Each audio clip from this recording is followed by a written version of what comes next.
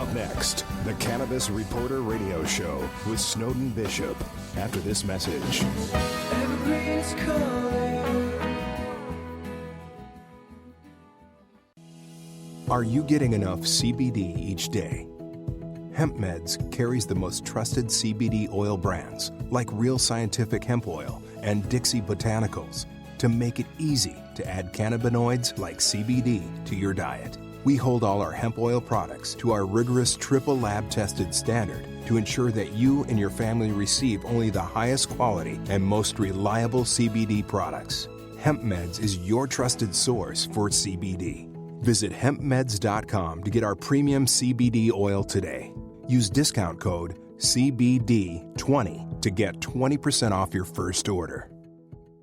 You're busy, running around from work to kids to evening events. Healthcare shouldn't be adding to your daily running around. Simplify your healthcare with Healthterra for only $15 per month per individual or $18 per month per family with up to 9 kids, by the way. You can eliminate doctor office visits with 24/7 access to doctors via phone, video, or the mobile app. Not only do you get prescriptions filled over the phone, but save up to 85% on those prescriptions. This is a supplemental plan and not insurance. Healthcare made easy. Healthterra.com.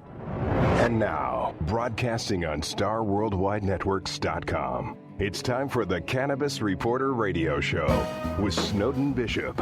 Listen in as Snowden interviews cannabis industry pioneers, marijuana experts, policymakers, medical practitioners, patients, and other amazing individuals with compelling stories to share. It all happens right now. Here's the Cannabis Reporter, Snowden Bishop. Hi, and welcome back to the Cannabis Reporter Radio Show. Thank you for tuning in. I'm your host, Snowden Bishop, and happy to be here today. We are continuing our series of episodes on the complex issues of marijuana law. Last week, you heard from Professor Mikos, who literally wrote the book on marijuana case law. We discussed ways in which the gap between federal law and state regulation is growing wider as more and more states reform marijuana policy. We also talked about the legal ambiguity that makes it difficult for even the most seasoned lawyers to defend federal marijuana offenses in regulation states. The ever-changing case law is making it difficult for the DEA to enforce federal marijuana policy, and touched on the recent efforts by the Department of Justice to undermine state regulation and close loopholes in the federal policy. That happened when the DEA assigned CBD its very own numerical code among Schedule I controlled substances. The DEA caused a lot of confusion. Despite assurances from the previous administration that the DEA would not intervene in regulation states, the DOJ under Attorney General Jeff Sessions has caused a lot of uncertainty throughout the cannabis industry. This is especially true among producers of cannabidiol extracts who have enjoyed the liberty of importing and selling hemp derivatives anywhere in the U.S. ever since the Ninth Circuit Court of Appeals established a permanent ruling that superseded the federal law. Let me explain. In a landmark case, the Hemp Industries Association sued the DEA after it attempted to schedule hemp as a controlled substance. When a ruling was made in favor of the Hemp Industries Association, the DEA appealed the decision in the Ninth Circuit of the U.S. Court of Appeals and lost. Ever since then, CBD extracts and other nutritional products derived from hemp stock have been legal to import and sell anywhere in the U.S. They remain that way. They will remain that way until such time as the Ninth Circuit Court ruling is superseded or overturned by a higher authority. That begs the question that so many in the industry are asking. Why would the DEA assign a new tracking code to hemp CBD among Schedule I controlled substances? And why is our Attorney General gunning for a shot at reversing state marijuana laws? Furthermore, with all we know about medical benefits of all forms of cannabis, why is marijuana even listed among LSD, heroin, and meth in the controlled substances?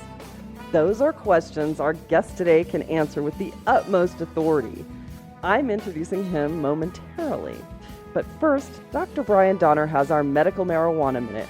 What do you have for us today, Dr. Donner? Thanks, Snowden. Today I'd like to talk about the topic of healthcare provider education. As a physician and medical marijuana advocate, I see this as a very important issue because now more than half of the U.S. population has access to legal cannabis. When you consider that hundreds of thousands of patients are already qualified and seeking treatment with medical marijuana, it's concerning that so few healthcare providers have much knowledge at all about it. Patients who look to their providers for advice are often met with inadequate answers, forced to get information elsewhere. Fortunately, there's almost an overwhelming number of directories and educational platforms for consumers and patients. But, surprisingly, there simply aren't many resources for those on the other end of the spectrum: physicians, nurses, clinicians, and other healthcare providers. As I mentioned before, there is currently no baseline medical education on the endocannabinoid system or the science of cannabis. That means it's up to us to educate ourselves. As physicians and providers, we have an obligation to consider medical cannabis treatment options, mostly for our patients, but also to have a self-understanding as well. It is imperative that we have a baseline understanding of the science and physiology behind the endocannabinoid system. It's also important that we learn how the system in our country works, including state-by-state laws, so we can advise our patients accordingly. Though we have a long way to go, there are some resources available for providers interested in learning more about the benefits of medical marijuana, and even how to expand their practice to include medical cannabis. Organizations such as Compassionate Certification Centers, The Answer Page, and Americans for Safe Access, among others, have dedicated programs to helping physicians and healthcare providers become educated and understand medical cannabis more thoroughly. I'm Dr. Brian Donner for the Cannabis Reporter. I'll be back again next week with another Medical Marijuana Minute. Back to you, Snowden. Thank you for that, Dr. Donner. I look forward to next week's Medical Marijuana Minute. Okay, let's get started. I'm very excited to introduce our guest. He's the courageous attorney who challenged the DEA on behalf of the Hemp Industries Association in the landmark case won in the Ninth Circuit Court of Appeals. That ruling made it possible for the hemp industry to continue to grow and thrive. His name is Robert Hoban. He's the managing partner of Hoban Law Group and offers comprehensive consulting, management, regulatory, and product solutions services for the entire commercial cannabis industry. He's also a professor at the University of Denver in the Law and Society program. He regularly gives instruction on cannabis and hemp-related legal policy topics and teaches government regulations, public policy, and research-based policy courses. In 2016, he was selected as a member of the Boulder, Colorado inaugural Marijuana Policy Advisory Committee and asked to serve on the Colorado Department of Agriculture's Industrial Hemp Advisory Committee as well. Robert was involved as a drafter of Colorado's marijuana regulatory legislation and has worked with numerous state, local, and international governments in developing both marijuana and industrial hemp regulations. He's drafted over 30 bills for the Colorado General Assembly. Thank you so much for joining us, Robert. I'm so glad you're here. No, it's my pleasure. Thank you for the warm welcome. It's very good to be here today. There's so much that I want to ask you, and we have a little less than an hour here to do that. But so I want to kind of dive right into one of the biggest questions that came out after the DEA made its announcement in the Federal Registry that it was adding a numerical code to CBD. And I figured you are the one person in the country who could answer this with the most authority. We've already done a couple of episodes addressing this issue, but it seems that move caused so much confusion and left the entire industry with this horrible sense of uncertainty. From your perspective, what do you think that really meant? Well, let's put it this way: the DEA issues 4-digit drug codes for anything that's a quote-unquote controlled substance. So they issued this drug code back in December of last year, 2016, and that led a lot of people to believe that they just went ahead and scheduled CBD. There's a reason to think that that was the case, but they didn't really schedule anything. They simply created a drug code because their perception, the DEA that is, the DEA believes that CBD or any cannabinoid that comes from the cannabis plant is an illegal controlled substance. Therefore, it felt as if it could create a drug code for anything that comes from the cannabis plant. Well, when we saw that, we realized that that wasn't the case. And of course, we'll get into some of that in just a few moments. But fundamentally, you've got this 4-digit code, which is not being used the way these 4-digit codes are supposed to be used because they can only govern controlled substances. And cannabinoid extracts, CBD in particular, is not a controlled substance per se, and that's where the DEA has a disconnection with reality. So what is it that separates cannabinoids in that way that make them not part of the controlled substances? Great question. So the way I would suggest that is, yo mama matters. Your mama matters, all right? Where did the CBD, for example, come from? What was the mother of that CBD? For example, did the CBD come out of a marijuana flower that has above 0.3% THC? If it comes out of a marijuana flower, then it's an illegal controlled substance. But that's the only situation in which it's a controlled substance. More commonly, if it comes from industrial hemp produced under our Farm Bill, meaning from the tip of that plant all the way down to its roots, then it's a legal substance. If that CBD comes from the stalks of a marijuana plant, then it's a legal substance. If that CBD comes from any of the other 25 species of plant that contain cannabinoids, then it's a legal substance. If that CBD comes from a synthetic source, then it's a legal substance. So that's the distinction right there. And the federal government doesn't like that distinction because we see a lot of CBD coming out of industrial hemp that's produced here in the U.S. And because of that, they want to put an end to that. They feel that this is where pharmaceutical companies should come in and do their job. But that's not what the law says, and that's what was the impetus for filing the lawsuit. Yeah. So it was the Ninth Circuit Court of Appeals that basically made that an ironclad law superseding the DEA policy on it. Is that correct? Yeah. So well, let's go back to 2004, if you will, with the Hemp Industries Association. The HIA prevailed in a lawsuit against the DEA back in 2004, and the ruling in that case said that if the stalks of a plant, of a cannabis plant, the stalks, meaning anything below the stems and the flowers, if the stalks contain cannabinoids, CBD, CBN, CBG, even THC, those are all legal substances because the stalk is not an illegal part of the plant. Only the flowers, the leaves, and the stems are. That happened in 2004. That's actually quite interesting that you're including THC in that mix. I mean, understandably, in the stalks, there's a much lower percentage of THC than other cannabinoids. But if someone were to derive THC and their extraction method was to make the oil more than 0.03% THC, if it's derived from the stalk of a plant, then that too would qualify as a legal substance?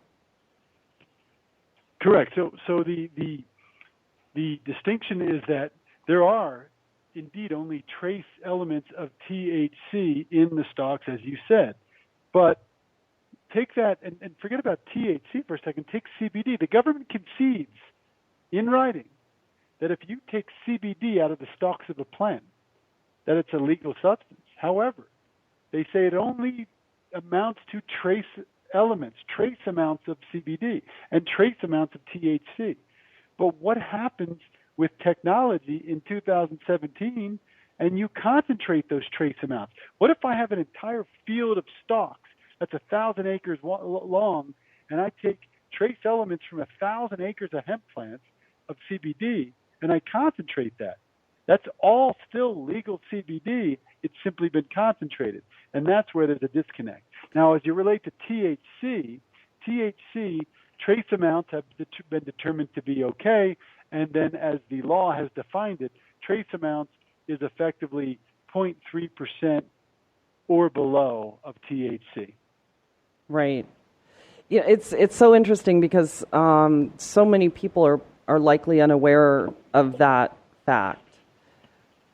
Well, they are, and frankly, Congress is unaware of that. You've seen, some great there are, believe it or not, some good politicians out there at the federal level, some people that have been around for a while, and some of them have taken the position that, oh my gosh, CBD is a controlled substance. Hemp's a controlled substance. Right. And that we need to make, even Dianne Feinstein of California, a notorious Democrat on the liberal side of the policy issues, she says CBD is a controlled substance. We need to study it. She introduced a bill to study a controlled substance known as CBD. But the problem is it's not a controlled substance. It can be a controlled substance, just like, if something comes from an illegal source, it's a controlled substance. But CBD is no more of a controlled substance than sugar that might occur in a cannabis plant, naturally occurring, or any of the other chemical components. And that's where Congress doesn't get it, because what they do is they buy the rhetoric, they buy the DEA's position that this is a controlled substance. But this is what's interesting, and I'm sure we can get into this a little bit, but the DEA's rhetoric and what their public announcements state and what their lawyers put in writing in a lawsuit are very, very different things. Mm-hmm. The DEA's lawyers agree with us on the legal tenets, but the DEA personnel, they say a different story altogether. Yeah. Well, it seems as though it also goes all the way up to the very top of the Department of Justice. I mean, I'm sure that you've seen some of the correspondence back and forth between the Senate, Congress, and Jeff Sessions recently. I mean, just last month, Jeff Sessions wrote to Congress, stating his intent to completely undermine all of the state regulation and go after a substance that's technically illegal. And it's amazing to me that in this day and age, with all we know and the confirmed medical science, that it just seems like it's a constitutional question waiting to happen as to why cannabis has been in Schedule 1 anyway. And this was a question that I had for you, too. I interviewed a veteran several months ago who had posed a constitutional question to the state of Arkansas because the statute in Arkansas defining cannabis and the different variations of cannabis tincture and flower and all of that differ from the federal law. So he was trying to basically free up the new medical marijuana laws to allow him to exercise his constitutional rights as a veteran and still obtain a medicine that can help him in his recovery from various war injuries, including PTSD. And the court basically denied his request for a number of reasons. But as I was looking into his case and researching what was really going on, and then following up with the appeal that he was making, I think just even days ago, it just struck me that prohibition began on a lie, obviously, and in 1973, when Nixon put marijuana in with LSD and heroin and dangerous drugs into Schedule 1, that was admittedly done as a lie as well for ulterior motives. So when you look at those facts and you see that today, even knowing that there is a positive medical use for cannabis and a low potential for abuse, which is what would define a Schedule 1 drug if they didn't meet that criteria, why can't we as a general public contest the validity of that law to begin with? Well, and there are folks that are doing so. So there's a couple of things in there. So let's start with the veterans element of this. I mean, we're huge proponents of veterans and their plight as it relates to PTSD and their treatment with cannabis. And we, as a law firm, pushed very, very hard and were able to successfully get PTSD added as a qualifying medical marijuana condition in Colorado. Believe it or not, even in Colorado, that only happened about a month and a half ago. So there's a slow curve that relates to this topic. Now, we also just got a call yesterday from a group of veterans that we represent and work with that's based in and around the United States, saying that the VA won't allow them to use these products, as you suggested, but more importantly, they won't allow these veterans to participate in a government-sanctioned study about cannabis use and the treatment of PTSD in veterans. So there's really a lot of doublespeak that comes out of these government agencies as it relates to this topic. So that's confusing, but how do you challenge it? There's been a lot of folks that have challenged it over time.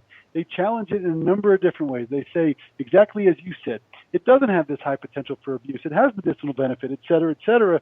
And those cases, through administrative petitions and court cases, they've all lost. We just saw one filed literally within the last 10 to 14 days by a former NFL player named Marvin Washington and some other high-profile plaintiffs, where they're suing Jeff Sessions, our Attorney General, to say you have to reschedule cannabis because it doesn't have all of these qualifying conditions to be a Schedule I substance. We'll see how that lawsuit goes, but to date, courts, administrative bodies have refused to recognize, as have the federal politicians, that marijuana should be removed from Schedule I. That's another topic perhaps for another conversation, how scheduling impacts the existing marijuana industry, because I'll tell you candidly, it does not help it. Rescheduling will not help the existing industry at all. In fact, it might shut it down faster than Jeff Sessions can snap his fingers. But that's perhaps another topic for another day. Yeah, well, you know what? I tend to agree just on the minor amount of research that I've done compared to what you know. But it really needs to be descheduled altogether or taken out of the scheduling. But we're dreaming, I think. But yeah, I've spoken to Marvin Washington on this show several times, and what he's doing is very courageous, I think, and I hope he's successful with it. I really do. But we support him as well. He's also a member of Athletes for Care, a really great former professional athletes organization that focuses on alternative treatments, including but not limited to cannabis. Really, really a great organization. Yeah, and also, you know, with his efforts to convince the NFL that cannabis needs to be something that they would consider, especially, you know, for athletes in states where it's legal, and especially, you know, CBD. Like you said, it's not illegal in any state, even if they haven't passed medical marijuana laws. So why not protect the brains of NFL players? So there's just so much to that, and there is. You know, quickly, I climbed Mount Kilimanjaro in Africa back in 2011, and a gentleman I climbed that mountain with was the team doctor for a particular NFL team that I won't say, and he was in his early 70s. This guy, 71, 72 years old, you know, beat us all up the mountain anyway. What was he using every single minute of that climb but CBD? But that's not the point of the story. The point of the story is when we got to talking about what I did for a living and what he did for a living, he told me that, candidly, they have been using cannabis extracts with high levels of CBD for at least 15 to 20 years in the NFL, and you don't test necessarily positive for a drug test unless they have high levels of THC. So this has been used. It's unfortunate that these NFL players who put their bodies on the line have to be silent and hush-hush about it when they can't just acknowledge what they're doing because it doesn't enhance their performance. It merely helps their bodies recover. Yeah. That's pretty phenomenal that he was 70 years old. I'm still back on climbing Kilimanjaro at that. I spend a lot of time in East Africa, and I haven't climbed Kili yet, but that just seems like an incredible feat for someone at any age, much less in their 70s, and particularly interesting taking CBD. I mean, that's the kind of individual, though, that I would love to interview and encourage to sort of come out of the green closet, as Marvin Washington calls it, to testify on the efficacy and importance of cannabis, and especially CBD, to human health, and protecting athletes from brain injury and that sort of thing. I mean, it really would be amazing. There are so many people who have been closet users even when it was completely illegal, who still, just for political reasons or for fear of losing their jobs or whatever, cannot come out and explain it publicly how normal it is. And I mean, it boggles my mind, and I've been trying my best to get people who have been closeted to come out and explain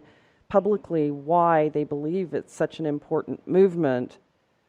And this happens with moms all the time too, with children who have these debilitating diseases that pharmaceuticals just can't help.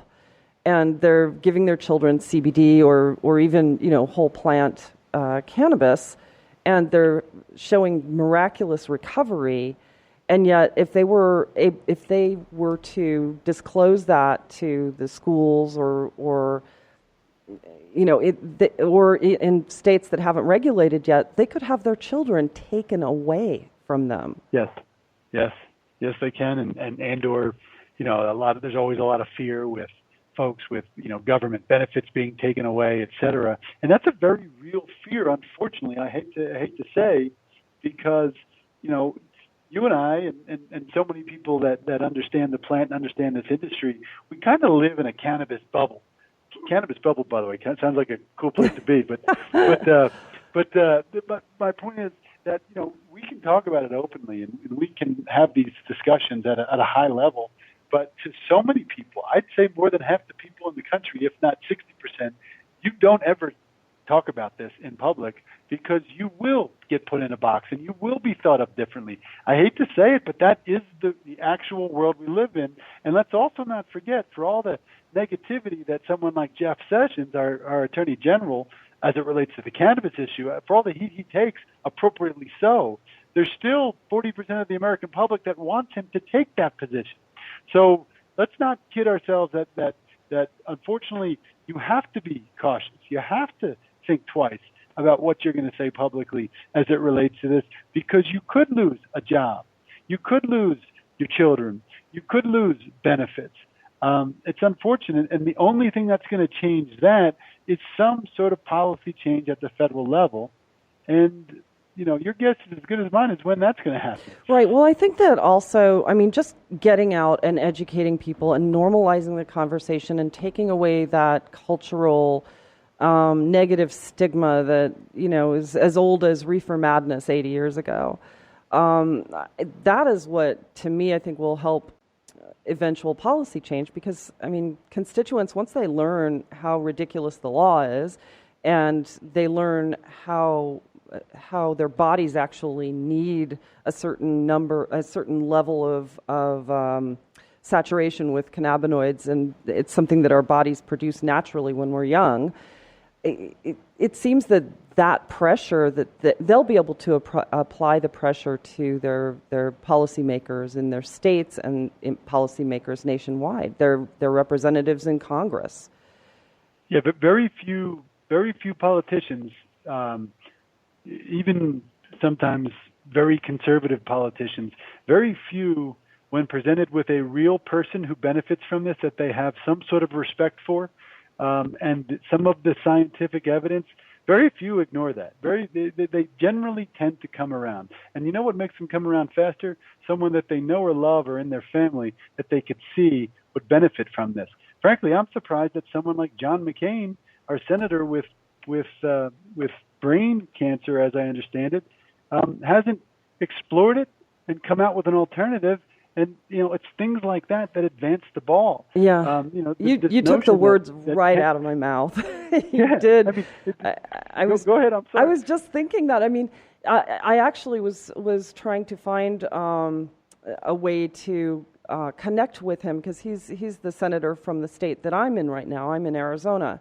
And I have a great deal of respect for his level-headedness, and it seems that if someone could get him in a room and explain to him that there have been multiple studies done, even at the National Cancer Institute, government-sanctioned entity, on the success of killing glial cells, glioblastoma cells with cannabis. And I've interviewed several doctors about the benefits of using CBD and THC and other cannabinoids to protect the cells during chemotherapy and radiation, especially in the brain area, the glial cells.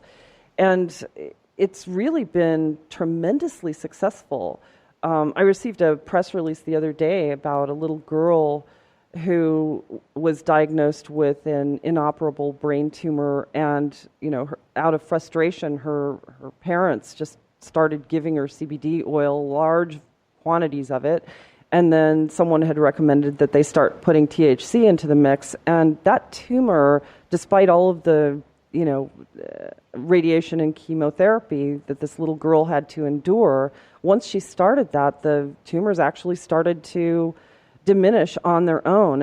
And there are just countless individuals out there, and I hope that someone can reach Senator McCain and say, hey, you should look into this. Yeah, but those are the types of things, to your point about education. Education is great, but people can only be educated when they want to learn or when they have an open mind. A lot of this educational effort is going to have to come from people that are faced with some tough decisions about their health or a loved one's health, and those are great opportunities to advance the ball as it relates to this. We have an cannabis education company called Cannabis Professional Series, and we go out and we educate accountants and lawyers and doctors and corporate organizations that really want to look at this issue objectively and be taught the information from someone that looks like them and talks like them. Those are the ways that we're trying to advance the ball with regard to education, and that's really the key. And when you have, going back to where we started here, when you have this federal government rhetoric that, all of this is a controlled substance and all of this is bad and illegal, including CBD from industrial hemp, then it makes you shake your head. But again, believe it or not, I believe facts and truth and information will take the day. It may not seem like that given where we are with our politics these days, but I believe that that's the case, and especially as it relates to this plant. Yeah. Yeah, and I mean, we seem to have a much bigger battle ahead in the next few years with respect to the eventual descheduling or what have you. It seems like it's just going to be a lot tougher until until another administration change, perhaps. But I don't know. So when people ask you how threatened they should be, I mean, do you feel that everything right now is that people should feel as though they can operate under the same comfort level that they were operating under with in the Obama administration? Well, as a technical matter, yes, especially as it relates to medical marijuana, because presently we have something called the Rohrabacher-Farr Amendment, which you're probably aware of. I'm almost certain you are, which prohibits Congress from spending $1 against a compliant, state-sanctioned medical marijuana business. So as it relates to medical programs, that's in place. That's going to be renewed by all accounts, and that's the major protection that the industry has against somebody like Jeff Sessions, who's hell-bent on going down this road of marijuana being a scourge on society. So that's number one. I also think that, look, we've got a schizophrenic federal government. We have a president who says, or at least he's said, unequivocally that states should be able to do what they want with regard to medical marijuana. That's out there. Then you have Congress saying, oh, yes, you can't spend any dollars enforcing against medical marijuana. And then you have an attorney general who says, nope, marijuana is the worst thing that's ever happened to society. So what gives here? Which direction does it go? Because there's that schizophrenia, these two or three different positions, I just don't think there's any public momentum or popular momentum in the federal government to spend resources, even if they could spend resources, against this issue. Now, that doesn't mean, Jeff Sessions couldn't wake up one day and do something against a recreational marijuana business and make an example of them. But I think that would have to be very, very selective because Congress doesn't support it. And by the way, the states, they're prepared for this. Look at California. They hired, Eric Holder as a special assistant advisor to the Attorney General specifically for this event. You try to do something in California, you're going to get sued, and that's going to result in a very, very interesting lawsuit. They don't have the resources at the federal level to do this. So it would surprise me greatly, but then again, I'm surprised almost daily as it relates to the federal government these days. Yeah. I kudos to Eric Holder for taking that on as well, and I think that if anybody could be really successful in California fighting the Department of Justice on this issue, he could do it. Yeah, I agree. And I mean, he understands the issues deeply, and this presents an issue that this is the issue of marijuana and states being allowed to do what they want within their states. This is not a foregone conclusion that federal law trumps and takes the day. This is a very complex legal issue that someone like an Eric Holder would be better at than folks in the U.S. government Department of Justice right now in terms of legal argument and understanding the issue deeply. So that's a battle that will be fought at some point unless Congress does make it legal or deschedule it, or what I think is the likely case is you're going to see rescheduling as it relates to pharmaceutical grade substances and descheduling for programs that we see in states, but only as it relates to what happens in that state, not interstate commerce. I think that's the immediate and likely future, and I'd bet just about anything on it. Yeah, well, that stands to reason anyway. It seems as though that's an inevitability. Yeah, so you'd hope so. Yeah, so we have people listening who are in states that have not yet passed any regulation whatsoever, and I think a lot of people are not aware of what we were talking about earlier with respect to being able to purchase any hemp products whatsoever in any state. Should people feel as though their lives might be threatened if they ordered CBD online, for example, and had it shipped to their state where they haven't passed a medical marijuana law? Well, that's a great question, and one I get asked quite a bit. Here's my take on that. First and foremost, Farm Bill derived domestically produced hemp, so long as it's done in compliance with state law, that's authorized by the federal government, that's clearly legal at the federal level. So if it's made from Farm Bill hemp and it's sold in a state that has Farm Bill hemp, then it's very likely that that's legal. I'm not so worried about the federal law in that case. I'm worried about the state law. States are free to make their own laws, as you're well aware. So what I can do under federal law does not mean that I can do it in all 50 states. If federal law says industrial hemp is legal, then it doesn't mean I can do it in all 50 states, because all the 50 states could decide whether they want to follow that federal law or not. And not every state has said that. So you really have to look at your state law. If I'm going to order something online as a CBD product, it might be legal federally, but is it legal in my state? Or does my state have some sort of different law that makes that product illegal? What if your state, for example, says anything at all that comes out of the cannabis plant, no matter what the THC content is an illegal felony scheduled substance? Well, then you've got problems. So my point is you should find out and understand what your state law allows for before you do it, because you'd hate for it to get confiscated. And we haven't seen many, criminal actions, law enforcement, against people that order CBD. But that's not to say that it couldn't happen if, for example, the state law enforcement official sees it and they come knocking on your door and say, hey, there's 100 grams of CBD here. This is a controlled substance under state law. You're under arrest. That's not out of the question. We haven't seen it happen on any notable scale, but that's what I would look at very closely before I ordered it to my home. Yeah. Interesting. Yeah, because people ask me that all the time, and I never know how to answer it. I mean, it seems as though they should be able to just order it online and with no consequence whatsoever. Correct, and many people do, and that works, a great deal of the time. But what works really comes down to what you're willing to do. If I have a physical condition and I know that CBD can treat it, if I have a child or a family member with a physical condition and I know that CBD can treat it, then I'm going to do anything in my power, regardless of the law, to help my family member. So if that's the case you're in, then you're prepared to suffer the consequences. But if you want to be a little bit more deliberate about it, it's, you simply want to look at what your state law allows for, and is there a crackdown? I mean, even in Missouri, the state of Missouri, which has a hemp pilot program, you can't sell CBD. So people in Missouri probably don't know that.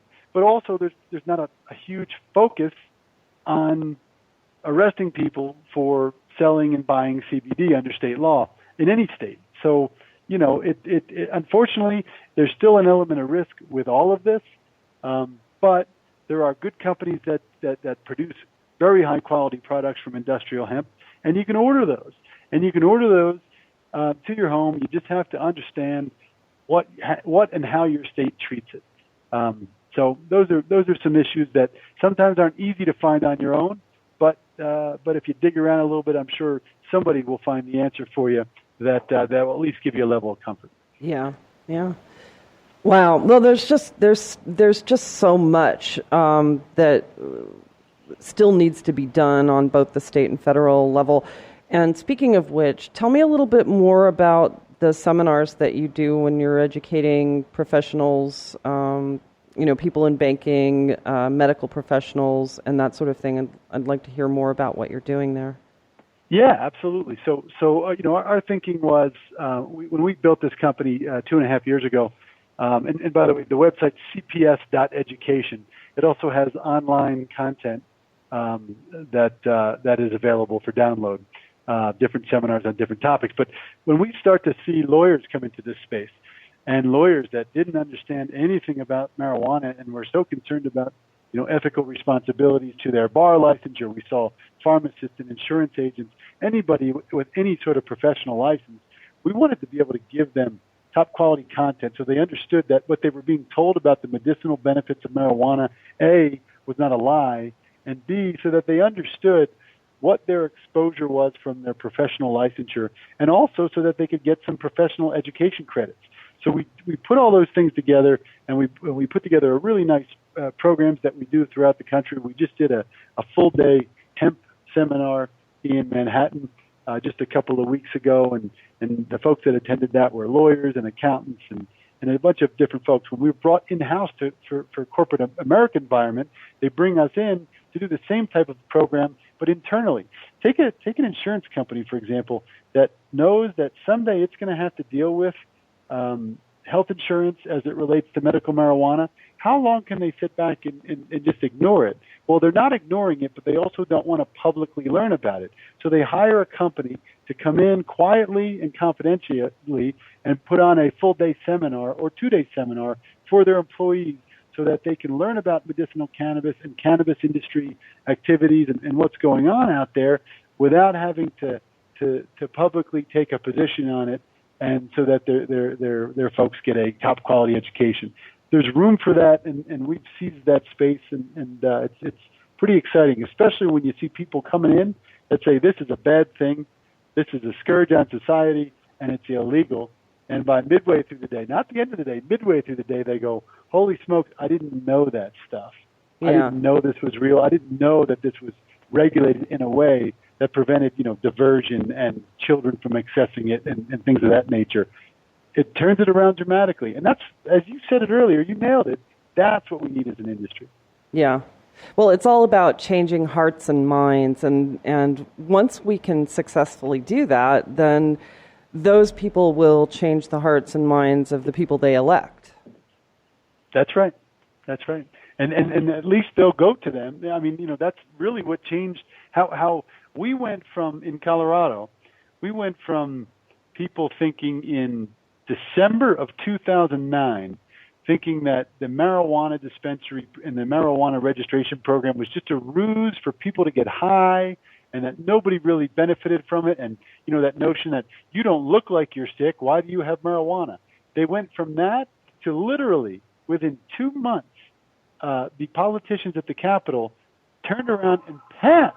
They passed legislation because they met a number of folks that used marijuana. And these were veterans, and these were professionals, and these were business people, and they saw how it helped these people. When you see it, it's undeniable. It can happen fast. It just has to happen the right way for different kinds of people. Yeah, and it goes back to that conundrum. You can't do research because it's Schedule 1, but they won't reschedule because they don't have enough research in the U.S. that's acceptable to people. But there's nothing like anecdotal evidence when you're staring someone in the face and they can tell you unequivocally that marijuana saved their life. That's exactly right. That's exactly right. And people pay attention. And more and more and more, somebody's touched with this plant somehow, some way.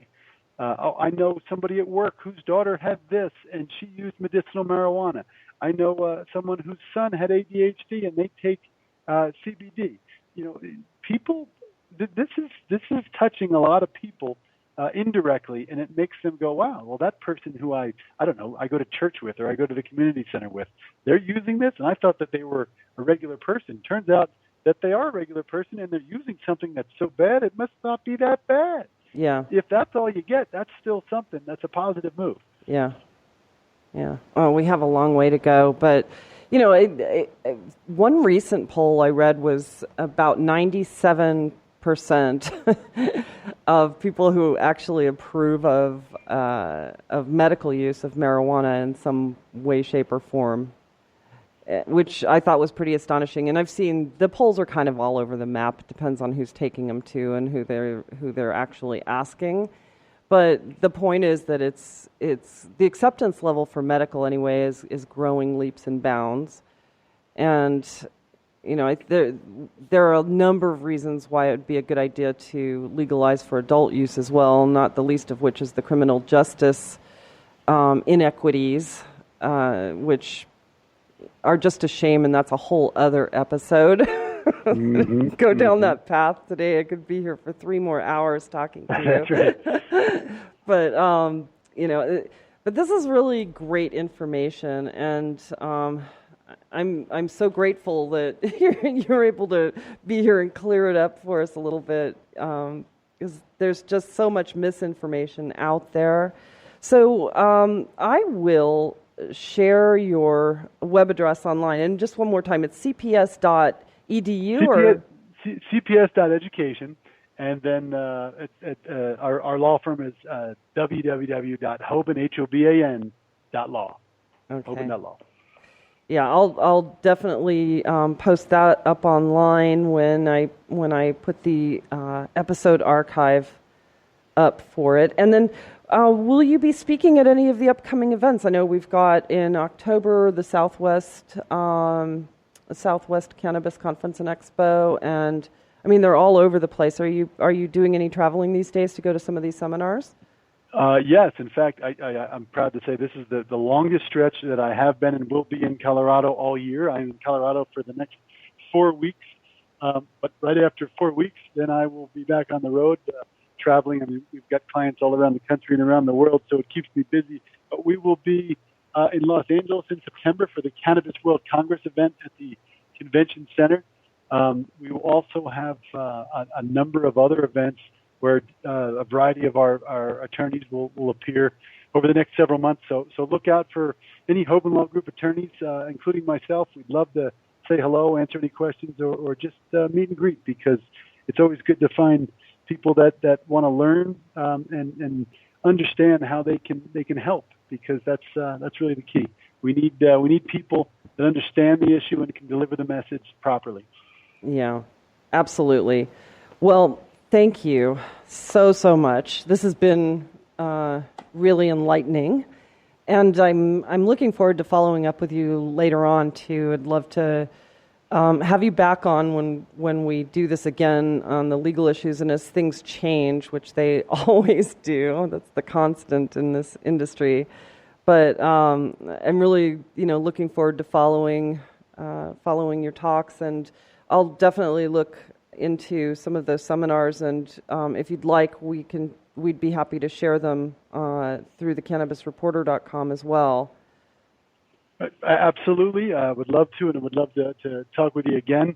Another thing I would note just in terms of resources, our website, the www.hoban.law, the law firm's website, under the media tab, there's an enormous amount. There's pages and pages of content. It's video content, it's audio content, it's things that our lawyers have written. So anything you want to know about cannabis, that's a good place to start. And we do post multiple articles and multiple items that are relevant to this industry per day on our Facebook page, Hoban Law Group, and our our LinkedIn page. Great. Okay, well, I'm going to put links to all of those up on this episode post so people can go to the website and learn more. So, well, I'm getting the signal that it's about time for us to wrap it up. So thank you so much for being here. Really appreciate it. Well, thanks for what you do, and thanks for having me. My pleasure. Well, certainly welcome. So anyway, I once again would like to personally thank our guest, Robert Hoban, for sharing his insights and knowledge with us today. Like I said, I will be putting links to the work that he's currently doing, and as much as I can on our website. Go to thecannabisreporter.com and click broadcast to find today's episode. And there you'll find his bio and all of the information that you need. We have a lot of people to thank today. First, I'd like to express our gratitude for our radio sponsors, hempmeds.com and HealthTerra. We could not be doing this without you, and we appreciate it. We would also like to thank our engineer, Craig, and the team here at Star Worldwide Networks for making us shine. Compassionate Certification Centers and XRQK Radio Network for distributing our shows. To Eric Goodall for our beautiful theme song, Evergreen, and Dr. Brian Donner for our Medical Marijuana Minute update. Last but not least, thanks to all of you for listening around the nation. Tune in again next week, same time, same place, for another episode of the Cannabis Reporter Radio Show. Until we meet again, stay safe, stay informed, share what you've learned, and make it a great day. Evergreen is calling, evergreen is always where I feel fine. The blue is blue falling, and sheets made forever across the Are you getting enough CBD each day? Hemp Meds carries the most trusted CBD oil brands like Real Scientific Hemp Oil and Dixie Botanicals to make it easy to add cannabinoids like CBD to your diet. We hold all our hemp oil products to our rigorous triple lab tested standard to ensure that you and your family receive only the highest quality and most reliable CBD products.